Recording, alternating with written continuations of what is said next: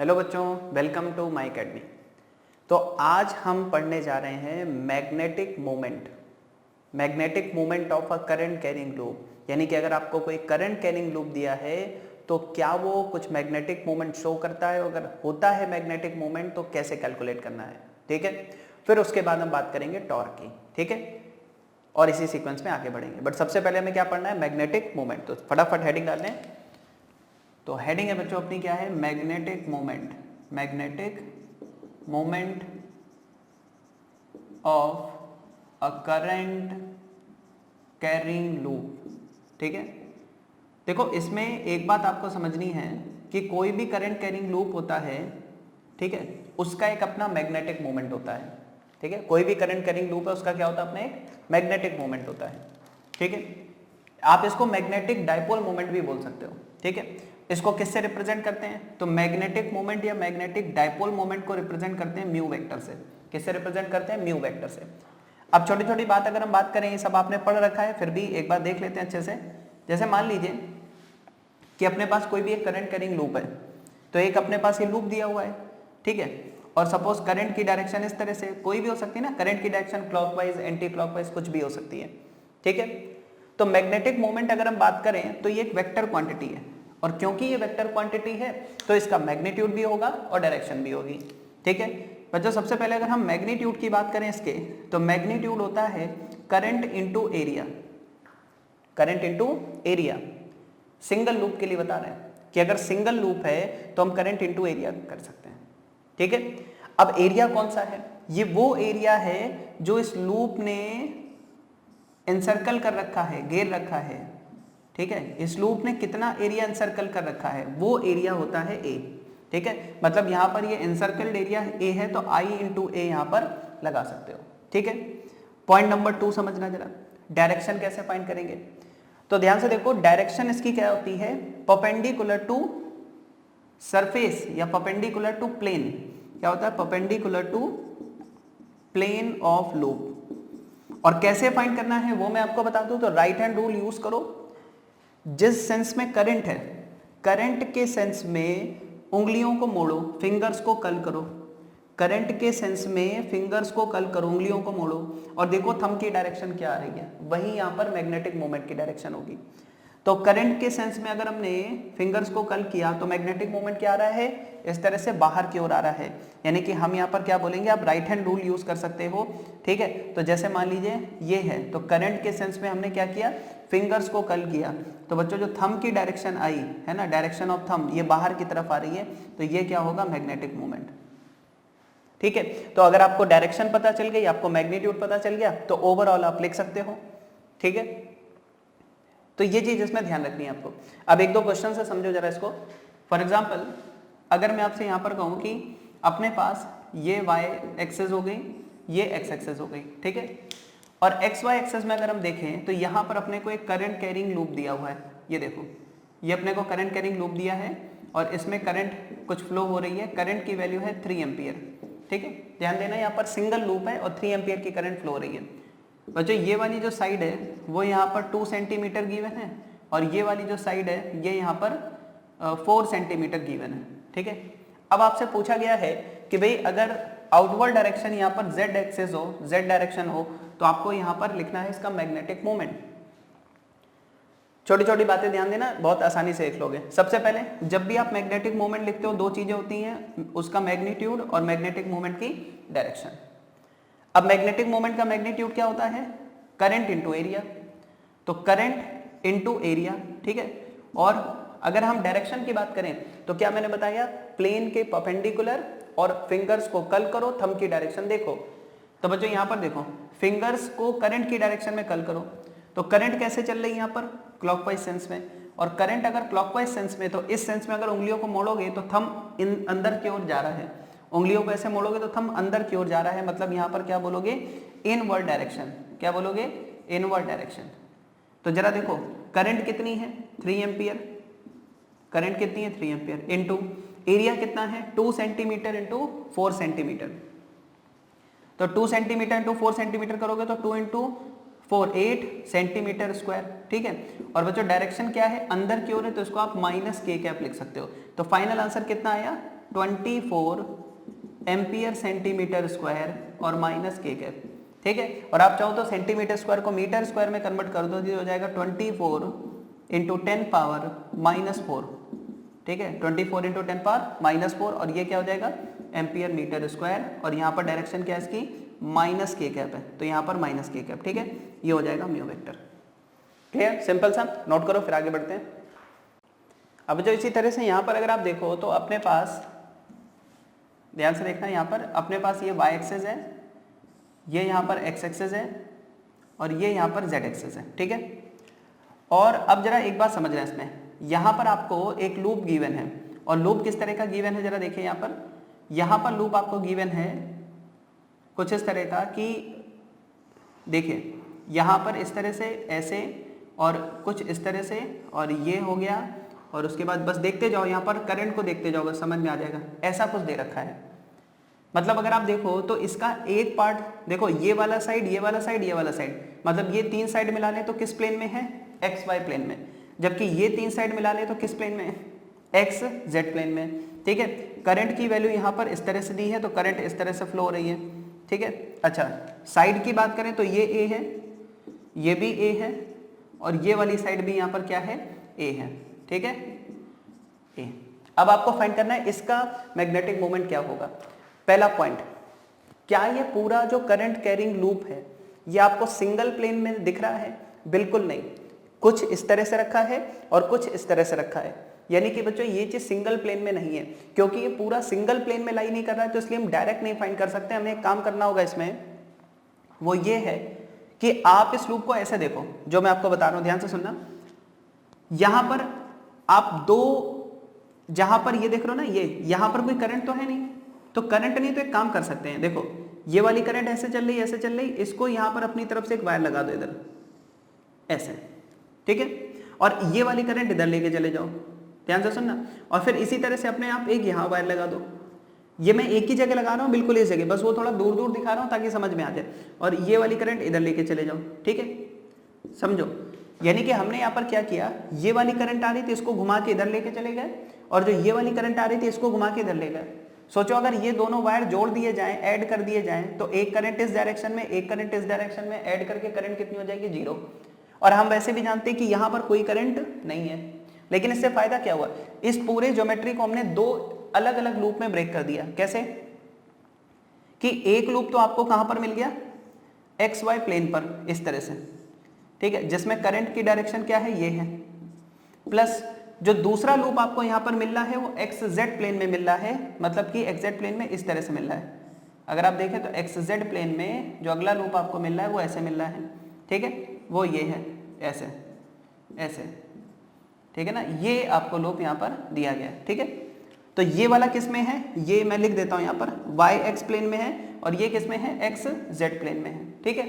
अच्छा, अब फटाफट हम एक काम करते हैं, जल्दी से दोनों की डायरेक्शन फाइंड करते हैं, ठीक है। देखो इसमें करंट कैसी चल रही है, इस तरह से, तो करंट की डायरेक्शन में फिंगर्स को कर्ल करो, देखो थंब की डायरेक्शन क्या आ रही है, अंदर की ओर आ रही है, यानी यहाँ पर डायरेक्शन इनवर्ड आ रही है, इनवर्ड आ रही है, इसका मतलब क्या है, अंदर का मतलब क्या है, माइनस के कैप, तो इसका जो म्यू वेक्टर है वो है माइनस के कैप में। इधर आ जाओ, इसमें अगर आप देखो तो देखो करंट ऐसे बाहर आई, फिर इधर आई, फिर इधर गई, फिर इधर। सोचो अगर करंट ऐसे चल रही है, इसका मतलब कि जब फिंगर्स को ऐसे मोड़ोगे तो थंब की डायरेक्शन नीचे की ओर आएगी, इसका मतलब ये हो जाएगा माइनस जे कैप, ठीक है। बाकी करंट इनटू इसका एरिया क्या होगा, ए इंटू ए स्क्वायर, ए इंटू ए स्क्वायर। तो फाइनली देखो यहाँ पर हम म्यू क्या लिखेंगे, म्यू हम लिखेंगे, इसका कितना लिखोगे, करंट इंटू ए स्क्वायर, और डायरेक्शन क्या है, माइनस के कैप, प्लस इसका कितना है, ये स्मॉल ए स्क्वायर, ठीक, और इसका कितना है, करंट इंटू ए स्क्वायर, और नीचे की ओर है माइनस जे कैप, तो ये हो गया करंट इंटू ए स्क्वायर माइनस जे कैप, ठीक है।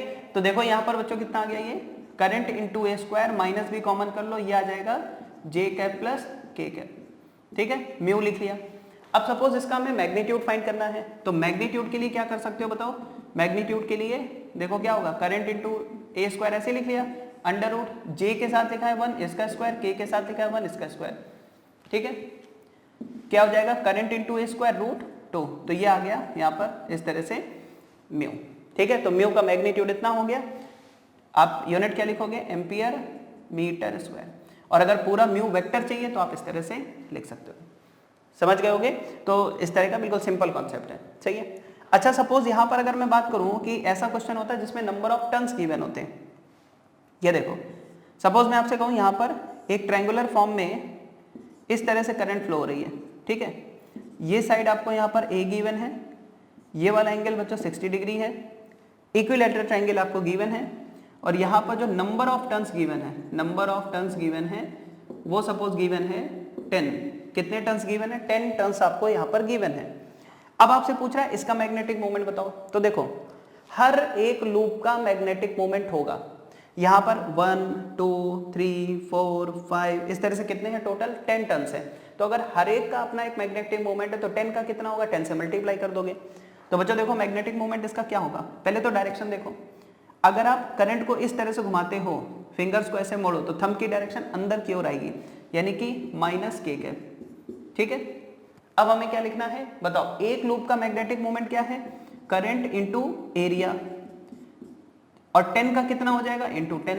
तो बच्चों ये क्या आ गया? 10I into area. एरिया कितना होगा? Half base into height. अब जरा हाइट के लिए देखो क्या करोगे, बताओ ये वाली साइड कितनी हो जाएगी? अगर ये वाली हाइट को मैं h मान लूं और ये कितना होगा? a/2 होगा। तो बताओ यहाँ पर अगर मैं tan 60 लगा दूं, बताओ tan 60 कितना हो जाएगा? √3। और tan 60 होता क्या है? Perpendicular upon base, perpendicular upon base, h/a/2। tan 60 √3 is equal to कितना होगा? h/a/2, ठीक है। तो यहाँ पर अगर आप देखो ये पूरी वैल्यू, तो h जो आएगा वो कितना आ जाएगा? √3a/2, है ना, सिंपल सा। या फिर आप ऐसे भी कर सकते थे, इसको आप क्या लेट कर लेते हैं कि ये a है और यहाँ पर आप sin 60 लगा सकते थे। तो sin 60 यानी √3/2 कितना आता? h/a, तो वहां से भी a √3/2 आ जाता। समझ गए? अच्छा, अब ये हाइट आ गई, तो बताओ एरिया क्या लिखोगे? एरिया लिखोगे half base into height. Height कितनी है? √3a/2। तो ये अपने पास पूरा क्या आ गया? करंट इंटू एरिया, और डायरेक्शन क्या है? -k cap. सॉल्व तो आप इसको कर ही लोगे, वो कोई बड़ी बात नहीं है। यहाँ पर कितना आ जाएगा? ये 5√3/2 Ia²। कितना आ जाएगा? 5√3a²/2 इंटू करंट, और डायरेक्शन क्या है? -k cap. क्लियर है? नोट करो इसको। अब बच्चों देखो, करंट आपको गिवन होगी, मैग्नेटिक मोमेंट पूछा जाएगा, करंट इनटू एरिया कर देना, डायरेक्शन पूछी जाएगी, प्लेन के परपेंडिकुलर होगी, कैसे फाइंड करोगे?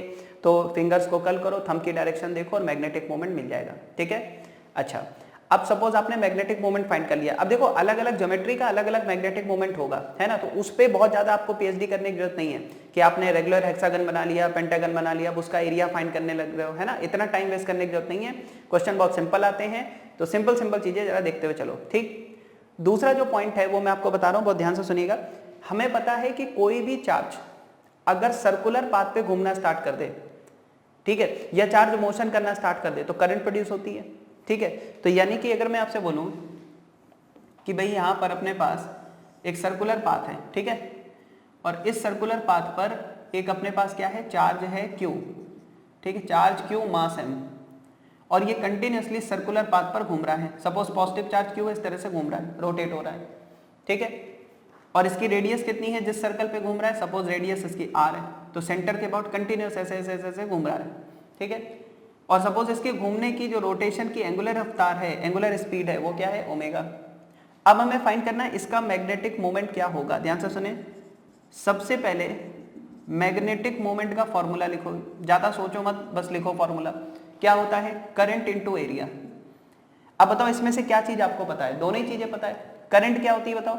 हमें पता है कोई भी चार्ज अगर सर्कुलर मोशन करता है तो करंट जो प्रोड्यूस होगी वो कितनी होती है? Charge divided by time period, charge upon time period. क्यों भाई? यही क्यू चार्ज है जो हर टी टाइम के बाद यहां से पास होगा, ठीक है भाई। हो गई, कोई भी आप पॉइंट ले लो भाई, मान लो यहां से अभी निकला तो कितनी देर बाद फिर से आएगा यहाँ? टी टाइम बाद। फिर कितनी देर बाद आएगा? फिर हर टी टाइम के बाद क्यू चार्ज निकलेगा।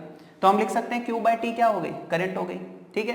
अच्छा, 1 टाइम को आप क्या लिख सकते हो? फ्रीक्वेंसी। और अगर इसको ओमेगा में लिखें तो बच्चों हम जानते हैं टी जो होता है वो होता है 2π/ω। तो टी की जगह क्या लिख दें? 2π/ω, और ये हो गया क्यू, ठीक है। तो करंट यहां पर पुट कर दो, कितना हो गया? ω Q/2π। अच्छा, अब बात करते हैं एरिया की। बताओ इस लूप ने कितना एरिया घेर रखा है, कितना एरिया एनसर्कल्ड कर रखा है, तो आप लिखोगे पाई आर स्क्वायर। कितना लिखोगे? Pi r square. ठीक है। अच्छा अब जरा दोनों को ध्यान से देखना, अच्छे से लिखना। ये क्यू, एक काम करो इसमें इसको ऐसे लिखो q/2 और ये पाई से पाई गया ओमेगा आर स्क्वायर ओमेगा, ऐसे लिखो आर स्क्वायर ओमेगा। अब जो मैं बताने जा रहा हूं ध्यान से सुनो, इसमें m से डिवाइड करो, m से मल्टीप्लाई करो। क्या करो? m से डिवाइड करो और इधर m से मल्टीप्लाई करो, है ना, m से डिवाइड और m से मल्टीप्लाई। जैसे होगा क्या देखो, q/2m अलग हो गया, ये क्या है मैग्नेटिक मोमेंट है, इज इक्वल टू q/2m। अच्छा ये बताओ एम आर स्क्वायर क्या होगा? आपको पता है सेंटर से मास एम आर की डिस्टेंस पर है, तो एम आर स्क्वायर बच्चों क्या हो गया? इसका मोमेंट ऑफ इनर्शिया हो गया। और moment of inertia into omega I omega. I omega क्या होता है? Angular momentum. यानी कि हम यहाँ पर मैग्नेटिक मोमेंट क्या लिख सकते हैं? q/2m into angular momentum. यानी बच्चों मैग्नेटिक मोमेंट क्या लिखेंगे? q/2m into angular momentum. ठीक है, ये बहुत ही ज्यादा इंपॉर्टेंट रिजल्ट है, डायरेक्ट क्वेश्चन इस पर आते हैं। यहां तक कि जब आप एटॉमिक स्ट्रक्चर में जाओगे तो एटॉमिक स्ट्रक्चर में भी डायरेक्ट क्वेश्चन आपको इस पर मिलेंगे। ठीक है, तो ध्यान रखो कोई भी चार्ज पार्टिकल सर्कुलर पाथ पे घूम रहा हो उसका मैग्नेटिक मोमेंट क्या लिखोगे? q/2m into L. और मैं ये आपको बोल रहा हूं ये फॉर्मूला यही नहीं, कहीं भी यूनिफॉर्म चार्ज डिस्ट्रीब्यूशन हो, मतलब ये किसके लिए वैलिड है? Valid for any uniform charge distribution. ठीक है, किसी भी तरह का यूनिफॉर्म चार्ज डिस्ट्रीब्यूशन अगर आपको मिलता है तो वहां पर वैलिड है, फिर चाहे पार्टिकल नहीं। देखो अब देखते चलो, जैसे मान लो मैं बोलूं रिंग है, ठीक है, हर एक चीज के लिए मैं आपको फाइंड करा दे रहा हूं। देख लो सपोज रिंग है और मैंने बोला कि रिंग पर मैंने चार्ज q यूनिफॉर्मली डिस्ट्रीब्यूट कर दिया इस तरह से। कितना चार्ज? चार्ज q मैंने यूनिफॉर्मली डिस्ट्रीब्यूट कर दिया। रिंग का मास टोटल m है, रेडियस इसकी r है, ये घूमने लगा ओमेगा से। बताओ इसका मैग्नेटिक मोमेंट क्या होगा?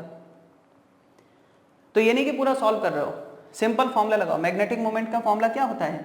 कितना चार्ज है q divided by 2m into क्या होता है? Angular momentum. और एंगुलर मोमेंटम क्या होता है? आई ओमेगा। तो बच्चों हम क्या लिखेंगे? आई ओमेगा। अब बताओ रिंग का इस एक्सिस के अबाउट मोमेंट ऑफ इनर्शिया कितना होता है? mr square.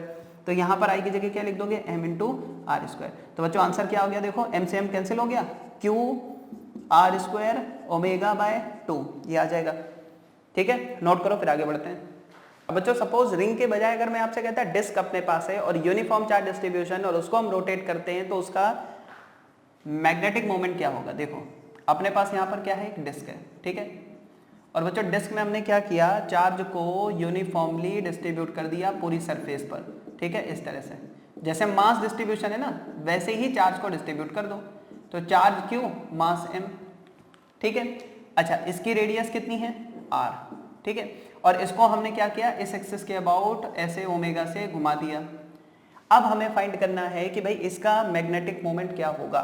ध्यान से सुनो, मैग्नेटिक मोमेंट क्या होता है? फिर से वही formula q/2m into angular momentum.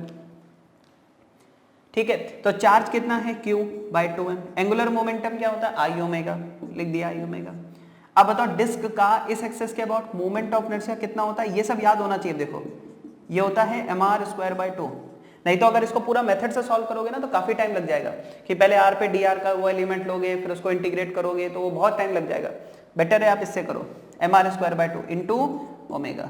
ठीक, बताओ मास से मास कैंसिल, कितना आ गया? q r square omega bye 4, ये आ जाएगा मैग्नेटिक मोमेंट। सही है। अच्छा सपोज मैं कहता डिस्क नहीं, अपने पास यहाँ पर क्या है? एक हॉलो स्फीयर है। क्या है अपने पास यहाँ पर? Hollow sphere. हॉलो स्फीयर, ठीक, हॉलो स्फीयर मतलब कि हम यहाँ पर चार्ज केवल सरफेस पर रख सकते हैं। तो सपोज हमने क्या किया भाई? इसकी सरफेस पर चार्ज डिस्ट्रीब्यूट कर दिया इस तरह से। हॉलो स्फीयर है, उसकी सरफेस पर चार्ज डिस्ट्रीब्यूट कर दिया और डायमेट्रिकल एक्सिस के अबाउट ऐसे ओमेगा से घुमा दिया।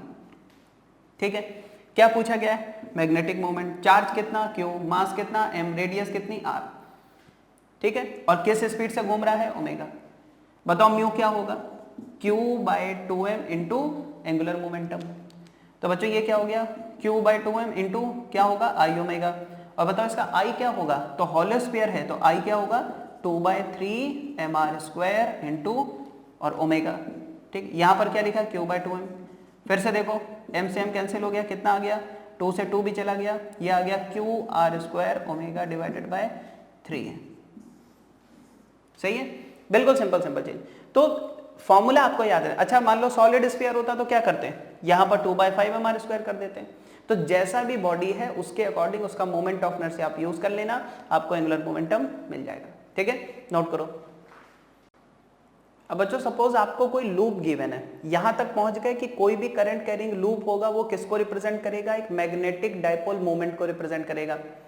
और अगर हम किसी मैग्नेटिक डाइपोल को कहां रख दें, मैग्नेटिक फील्ड में, तो दो चीजें होती हैं, एक होता है टॉर्क और एक होती है उसकी पोटेंशियल एनर्जी रोटेशन के बेसिस पर। ठीक, दोनों पर बात करते हैं। पहला क्या है, देखो पहला है कि अगर मैं आपसे बोलूं कि भाई कोई भी लूप है, मान लो यहां पर हमने कोई भी लूप लिया इस तरह से, ठीक, उसमें मान लो कुछ इस तरह से करंट है। अब जो करंट के बेसिस पर मान लो कुछ भी ऐसे करंट है, तो करंट के बेसिस पर कोई भी है ना, करंट कैसी भी हो सकती है। तो सपोज हम कहें कि भाई इस तरह से करंट फ्लो हो रही इसमें, है ना, तो अगर इस तरह से इसमें करंट फ्लो हो रही तो इसका सपोज म्यू ऐसा मिल गया मैग्नेटिक मोमेंट, जैसी भी करंट है उसके हिसाब से एक मैग्नेटिक मोमेंट आ गया। और सपोज मैग्नेटिक फील्ड यहाँ पर पहले से ही है, ठीक है। अब बच्चों जरा समझना, इनके बीच में एंगल कितना है, थीटा। ठीक है, मैग्नेटिक मोमेंट और मैग्नेटिक फील्ड के बीच में एंगल कितना है, थीटा। तो हमेशा एक चीज याद रखो कि इस पर एक टॉर्क लगेगा, ठीक है। ये मैग्नेटिक फील्ड इस मैग्नेटिक मोमेंट पर टॉर्क लगाएगी। मैग्नेटिक मोमेंट पर टॉर्क लगाने का मतलब इस लूप पर टॉर्क लगेगा। और कितना टॉर्क लगेगा, तो टॉर्क होता है म्यू क्रॉस बी। क्या टॉर्क होता है, mu cross B. Mu cross B से देखो एक बात क्लियर समझ में आती है, क्या, पहला पार्ट क्या है इसके अंदर कि अगर मैं आपसे कहूं कि भाई म्यू और बी दोनों एक दूसरे के अलॉन्ग हैं, तो बच्चों टॉर्क हो जाएगा जीरो। क्यों जीरो हो जाएगा, क्योंकि आप करोगे म्यू बी साइन थीटा, और साइन थीटा में साइन जीरो जीरो होता है, ठीक। या फिर मैं आपसे बोलूं कि भाई मैग्नेटिक फील्ड के ऑपोजिट डायरेक्शन में म्यू है, तो भी यहाँ पर टॉर्क कितना होगा, जीरो होगा। यानी इन दोनों सिचुएशन में टॉर्क क्या होने वाला है, जीरो। सी, अगर मैं आपसे कहूं कि भाई मैग्नेटिक मोमेंट और मैग्नेटिक फील्ड एक दूसरे के परपेंडिकुलर है, तो यहाँ पर टॉर्क जो होगा वो मैक्सिमम होगा। कितना होगा, म्यू इंटू बी, क्योंकि साइन 90 कितना हो जाएगा, 1 हो जाएगा, ठीक है। तो भाई यहाँ जीरो टॉर्क, यहाँ पर जीरो टॉर्क, लेकिन यहाँ पर क्या है, मैक्सिमम टॉर्क। तो अगर आपसे पूछा जाए कि मैक्सिमम टॉर्क कब होता है, तो हमेशा ध्यान रखो कि जब मैग्नेटिक मोमेंट और मैग्नेटिक फील्ड परपेंडिकुलर होते हैं, ठीक है। अच्छा, अब एक बात और, अगर मैं लूप के रेफरेंस में बात करूं, ठीक है, तो सोचो जब म्यू ऐसा होगा, इसका मतलब लूप कैसा होगा, लूप ऐसा होगा, क्योंकि आपको पता है म्यू और जो लूप का प्लेन है, यानी मैग्नेटिक मोमेंट और लूप का जो प्लेन है वो एक दूसरे के क्या होते हैं, परपेंडिकुलर होते हैं, ठीक है। लूप का प्लेन और मैग्नेटिक मोमेंट एक दूसरे के परपेंडिकुलर होते हैं, और मैग्नेटिक फील्ड भी ऐसे ही पास हो रही है, ठीक है। तो मतलब हम क्या बोल सकते हैं यहाँ पर कि इस सिचुएशन में इस पर कोई टॉर्क नहीं लगेगा, यानी यहाँ पर बच्चों टॉर्क क्या है, जीरो है। अच्छा, अब इधर देखो, मान लो मैं कहूँ कि भाई यहाँ पर कि म्यू इस तरह से है और मैग्नेटिक फील्ड इस तरह से है, तो इस सिचुएशन में भी टॉर्क क्या होगा, जीरो होगा, ठीक है। तो ये दो चीजें आप ध्यान रखना। अच्छा, इसको आप ऐसे भी बोल सकते हो कि जब इस लूप से मैग्नेटिक फील्ड परपेंडिकुलर क्रॉस हो रही होगी, मतलब कि लूप से मैक्सिमम फ्लक्स होगा, जब इस लूप के एरिया से मैक्सिमम फ्लक्स होगा उस टाइम पर टॉर्क जीरो होगा। देखो कि जब म्यू और बी सेम डायरेक्शन में है, मतलब कि लूप ये है, लूप का प्लेन ये है, मैग्नेटिक फील्ड ऐसे जा रही है, तो फ्लक्स मैक्सिमम है, टॉर्क जीरो है ना, इस तरह से। अच्छा, मैक्सिमम टॉर्क कब आ रहा है, देखो जब मान लीजिए लूप इस तरह से है, तो मैग्नेटिक मोमेंट ऐसा होगा और मैग्नेटिक फील्ड सपोज ऐसे है, यानी मैग्नेटिक फील्ड केवल लूप को टच करके जा रही है, उस टाइम पर इसका म्यू इस तरह से होता है, और म्यू जब ऐसा होता है तो इस पर मैक्सिमम टॉर्क लगेगा। किधर से किधर, म्यू से बी की तरफ, हमेशा म्यू से बी की तरफ। म्यू क्रॉस बी है ना, तो म्यू क्रॉस बी का मतलब क्या है कि इसकी डायरेक्शन क्या होगी कि म्यू को बी के डायरेक्शन में घुमाने की कोशिश होती है। मैग्नेटिक फील्ड क्या कोशिश करेगी कि मैग्नेटिक मोमेंट को अपनी डायरेक्शन में ले आए, ठीक है।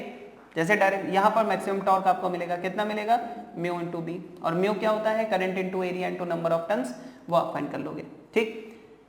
जैसे मान लीजिए मैं कुछ यहाँ पर लूप अलग अलग बना रहा हूँ, ठीक है, आपको बताना है कहाँ पर टॉर्क कम है, कहाँ पर ज्यादा है, इस तरह से, ठीक है।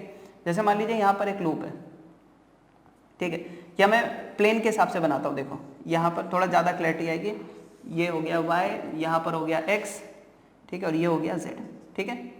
अच्छा, तो पहला जो लूप है वो यहाँ पर देखो इस तरह से रखा हुआ है, कैसे कि उसकी एक साइड है y के पैरेलल, दूसरी साइड है z के पैरेलल और ये लूप ऐसे रखा हुआ है, ठीक है। तो ये लूप जो है वो कहां पर रखा हुआ है, ये क्या है, parallel to YZ plane, YZ plane के पैरेलल है, ठीक है।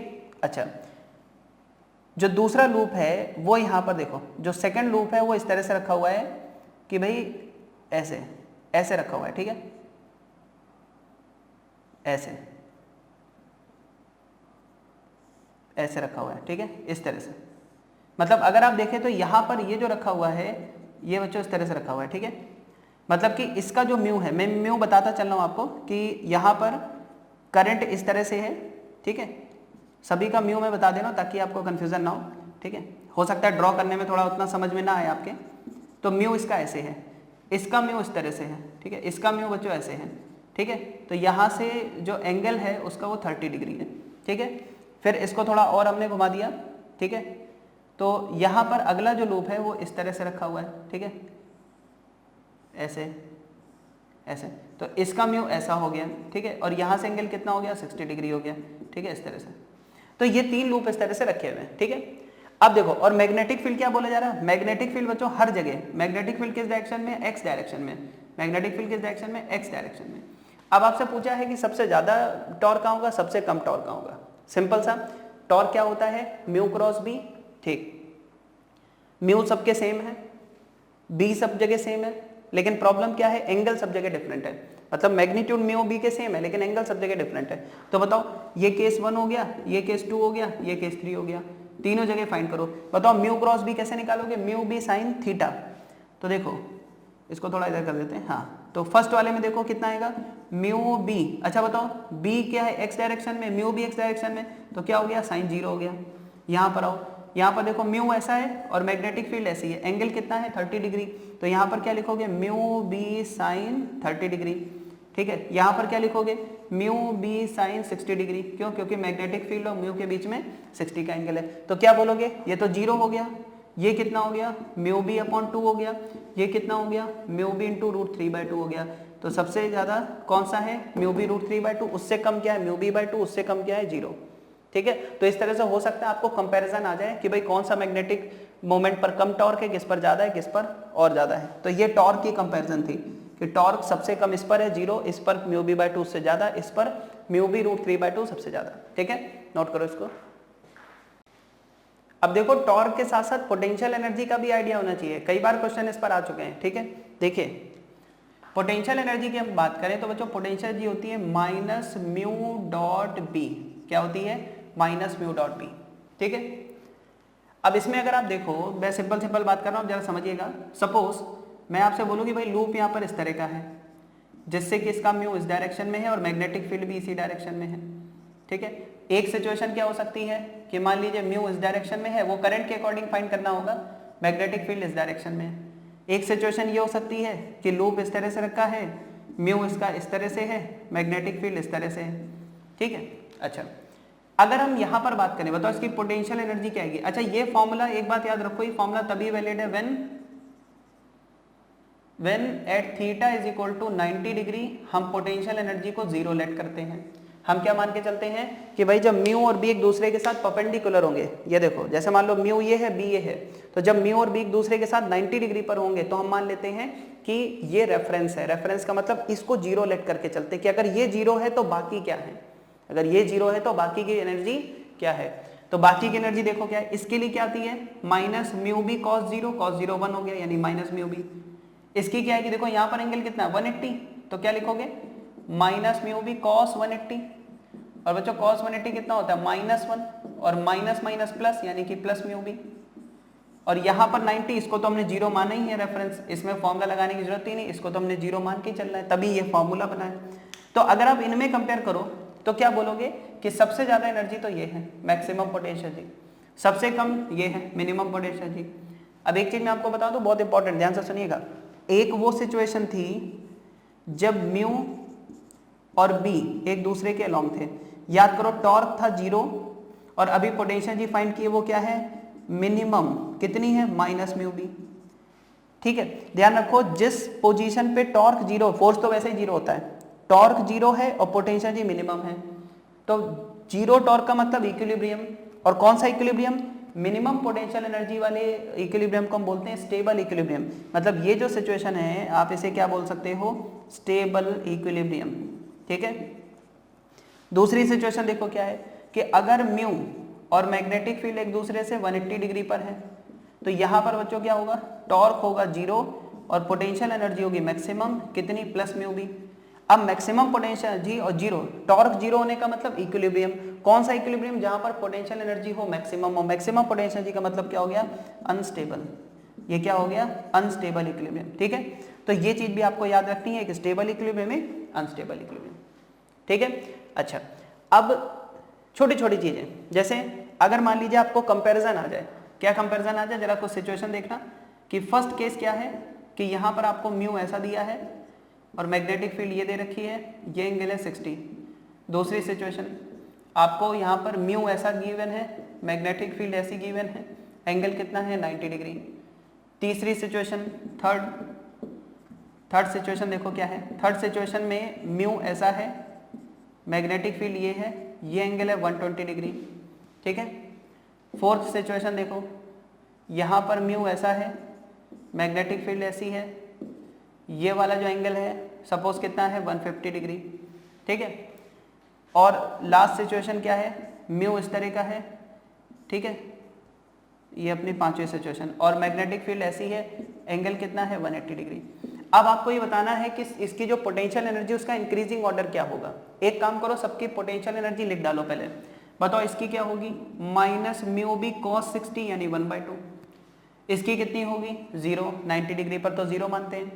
अच्छा, इसको भी हटाओ, पहले इनका लिखो। ठीक है, इसका बताओ कितना होगा, माइनस म्यू बी कॉस 120, और बच्चों कॉस 120 कितना होगा, इसको लिख सकते हो कॉस 180 माइनस 60, और बच्चों कॉस 180 माइनस 60 क्या होगा, माइनस कॉस 60 यानी माइनस माइनस प्लस हो गया, तो plus mu B divided by 2 हो गया। और बच्चों अगर हम यहाँ पर बात करें तो ये अपने पास क्या है, ये आ जाएगा mu B minus mu B cos 150 degree. Cos 150 degree को बच्चों क्या लिख सकते हो, कॉस 180 माइनस 30 डिग्री, और कॉस 180 माइनस 30 को हम क्या लिखेंगे, माइनस कॉस 30, क्योंकि 180 माइनस में सेकंड क्वाड्रेंट में कॉस नेगेटिव होता है, तो ये बच्चों कितना हो जाएगा, म्यू बी कॉस 30 मतलब √3/2।